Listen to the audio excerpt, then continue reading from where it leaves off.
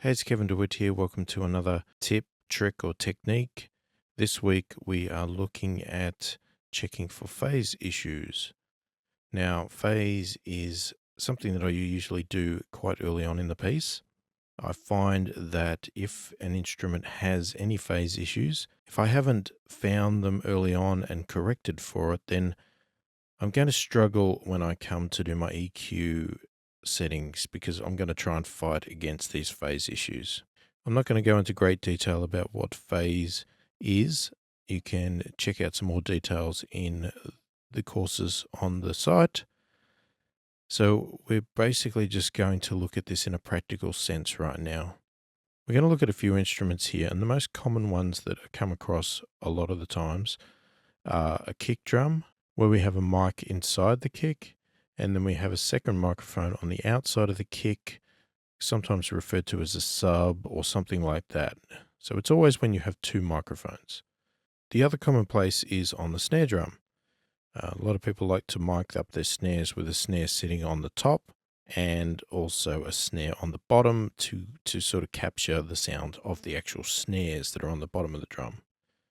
Now, because the two microphones are pointing at each other, they generally are out of phase unless they've been corrected during the recording phase.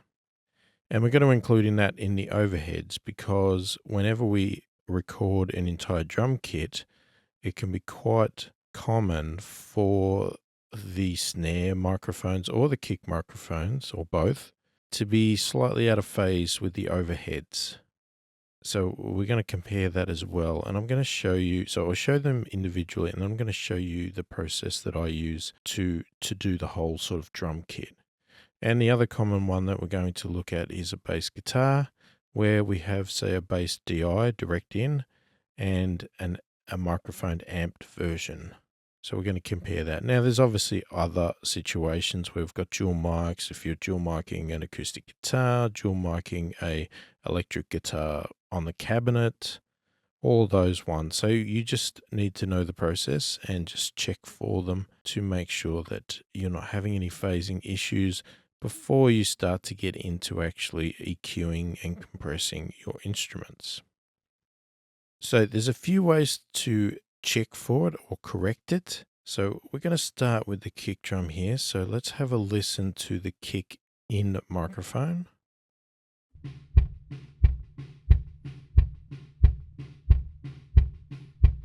There's obviously a bit of bleed there from the other drums on the kit, but that's fine. The main thing we're listening to is the kick.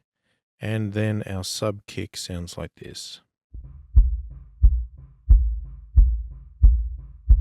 A lot of low end thump on that one. So commonly what we're going to do, there's a couple of ways that I would check for it. One is obviously using your ears. That's the best way because there are instances where you actually prefer the sound of the microphones being out of phase. If you want to go for a very high-end clicky sort of kick, you might actually deliberately want them out of phase. So whatever you do, make sure that your ears are agreeing with it.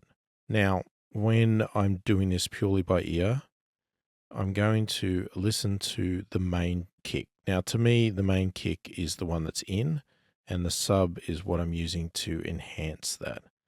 And what I want to listen to is you want to hear if any of the low end disappears when you bring in the second microphone, especially with a sub, because that should be adding more low end. So if you start to lose low end when you bring it in, then you've got a problem. So I usually start playback with one going, and then I'll bring in the second one and I'll take it away, bring it in, take it away, and just listen and compare. And I want to see which is it thicker and has more low end when I have the two mics together, or does it become thinner when I add the two mics together?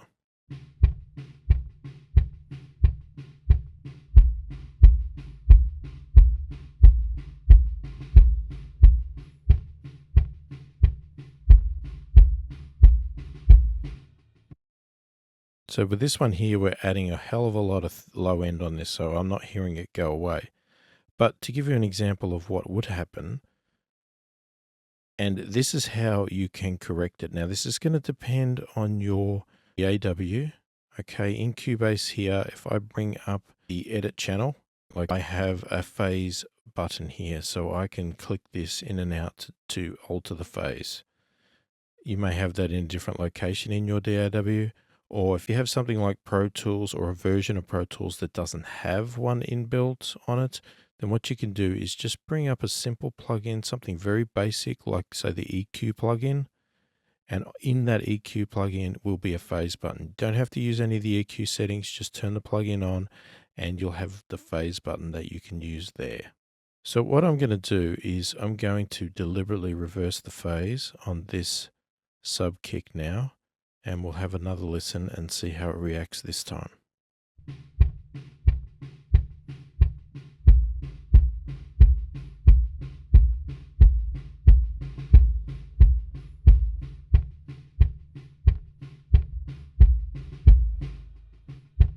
So in this case here, even with the phase reverse, we're still getting a nice lot of low end. So what I'm going to do this time is I'm going to keep it in and I'm going to flick between the phase reversed and the phase not reversed and see if we can hear a difference.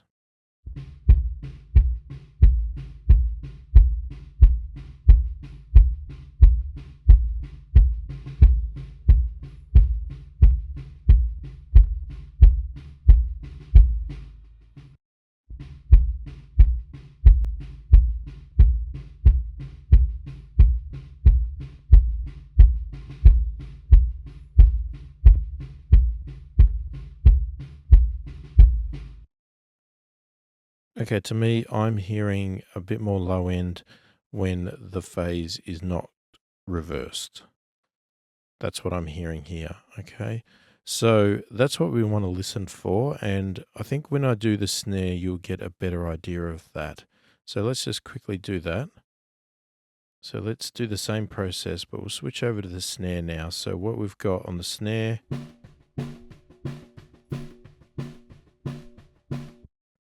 that's the top, and that's the bottom. So let's play the top and then bring in the bottom.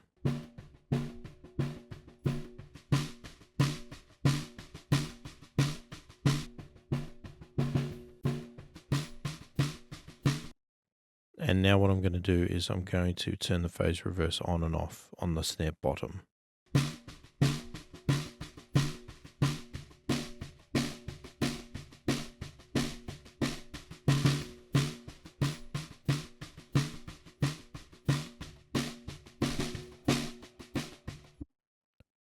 So to me, this has already been corrected. It was corrected in recording because to me, it's quite obvious that when I actually phase reverse the bottom, all the low end of the snare disappears. It sounds thin and loses a lot of power.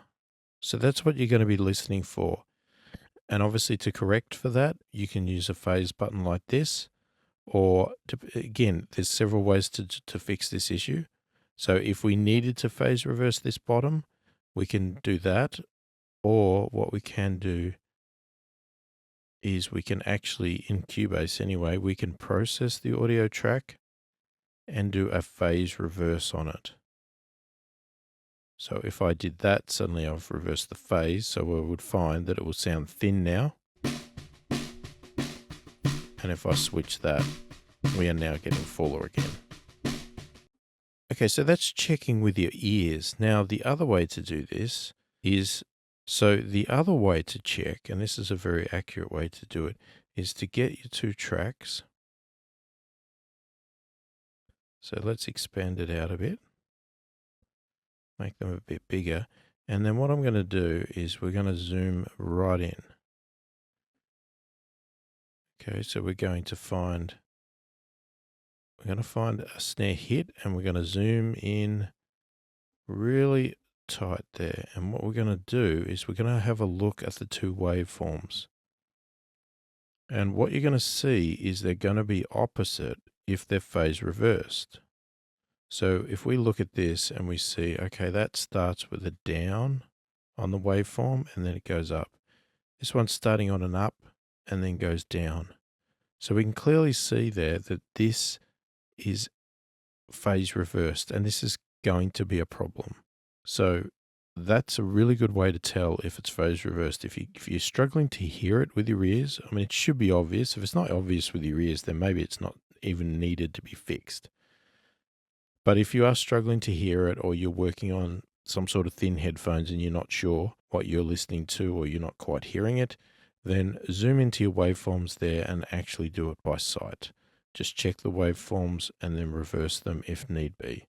So if I undo the manual phase reverse I did, you'll see here now in its normal state, it went down, then up, then down, matching that. So that is in phase. Now, you can also get a situation, and let's have a look at the kick on this one to see if it's the case. Well, you can get a situation where it's not 100% out of phase. It might just be slightly misaligned. So you can see here when I zoom in, this is pretty good. And this is why you can see why we didn't need to change the phase on the kick, because they do match. They go up, then down, up, then down. Now, the only thing with this one here is you might say that, let's just chop that there for a minute. You might say, okay, it's sounding a little bit thin. I could get it a bit better, but it's not totally out of phase. So if that was the case, you could zoom right in here, and then you could actually move one of the tracks just to get that waveform better lined up. And that can also correct the phase, because, where it's slightly off. So if, for instance, let's exaggerate it here. So let's say we place it there and we play the kicks together.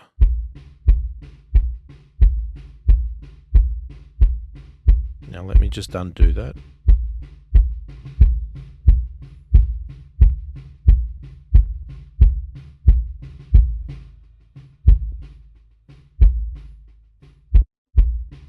So I've redone it again. I'm going to undo it. Hear the extra low end that come in when I undid it then. So with it slightly out of phase, so not a true 180, slightly out of phase, you are losing some of the power in the low end of the kick. So what you can do is you can get it a lot better by zooming in and making these line up a lot more accurate. So that's another way to actually check it and correct it, because it may not always be totally out of phase. It's going to depend on your placement of your microphones on your recordings, and they're not always going to be 180 degrees out of phase. They could be just a little bit off.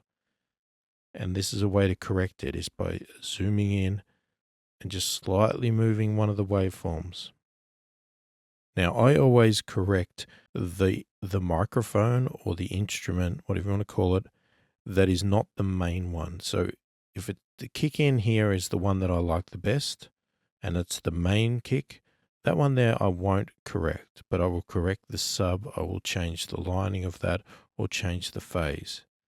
Now, where that may not apply, and this is where it comes into my process here. So the other thing you need to check is with your overheads. So if we move our overhead up here, just for the sake of comparison there, and if we zoom in, so let's solo it and zoom in. So we're looking at a kick hit here. So the first thing you might be wondering here is, does that look like the waveform goes down first and then up? And if that is true, then the kick is out of phase with the overhead. So that's going to be an issue. So we can do the same check here. So what we can do is listen to our kick, and then we add our overhead in and see if it gets thinner.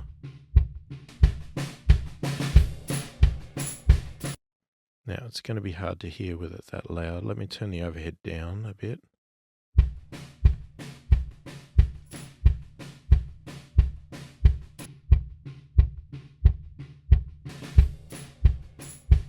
Now we could do it the other way and just have the overheads playing and then add the kick in.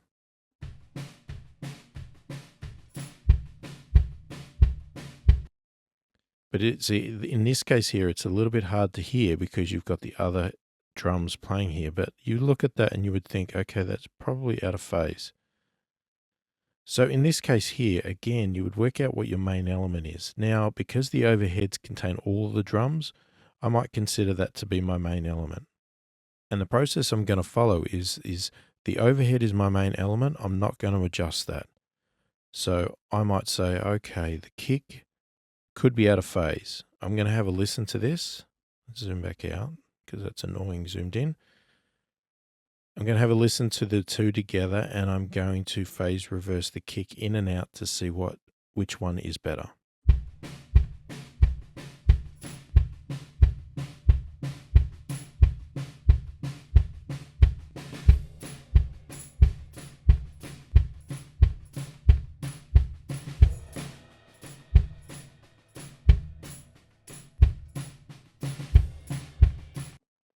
So I'm hearing a slight improvement when I phase reverse the kick.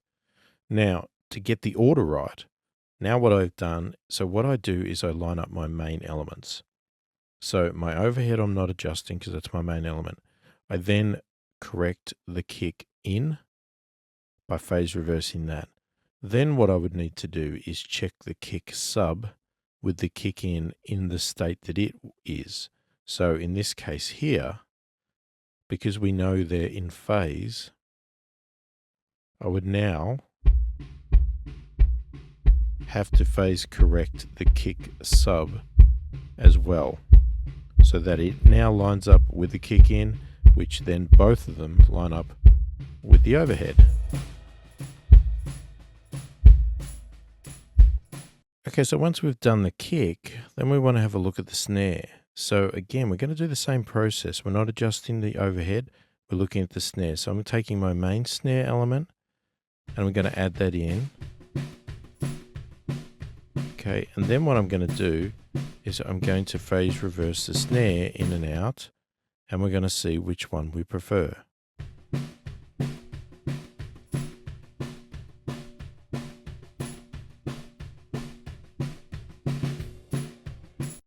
So to me, it sounds way better not reversed. So it's obviously lined up correctly. Now we can double check that by zooming in to a snare hit, and we can see there that it is going down, then up, down and up. So it is in phase. It's slightly off, but then again, you could correct that if you wanted to, but that's not normally always the best thing to do. Unless you're hearing problems, I wouldn't do that, because you should expect some difference here, because you've got a microphone sitting right up against the snare drum. The overheads, these are usually microphones that are sitting well above the drum kit, so it's capturing the snare as well. So there is going to be a delay before the snare sound hits that microphone. And that's what's adding to the atmosphere and the texture to the drums. If you overcorrect everything, it's not going to be natural, and you're going to lose a lot of the quality of the drum itself. But if there is any issues, or it's way out because you had your mics way too far away or something was bizarre, you could correct that. So once we've got our main snare lined up to our overheads, then we, as I did before, we check our phase of our bottom snare to our main snare. Once we have that worked out, then all of these drums are in phase with each other and should sound great. So let's now move on and have a look at the bass, and the process is pretty much the same. The main thing with the bass is if it's a DI and a amp, more than likely it may not be 180 degrees out of phase, because it will be a latency thing.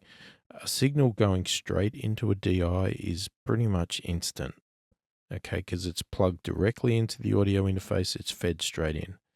With a bass amp, obviously your bass is plugged into an amp, which is then projecting out of a speaker, which is going into a microphone, which is then going into your audio interface. So there's going to be a bit of latency with that process compared to your DI. So what we're going to do is first have a listen to both.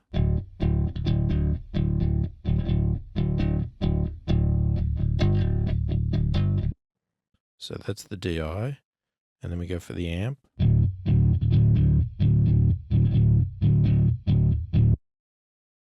So now let's play the DI and then bring the amp in.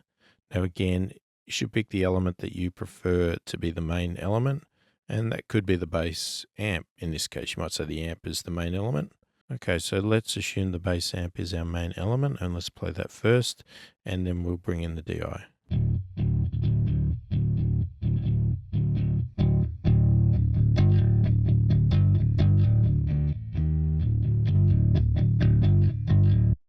So with the increase in volume, it's a bit hard to tell the low end because a louder signal is always going to present a little bit more low end to you. So let's do it the other way and turn the phase on and off during the process to see what happens. So I'm doing it here on the DI.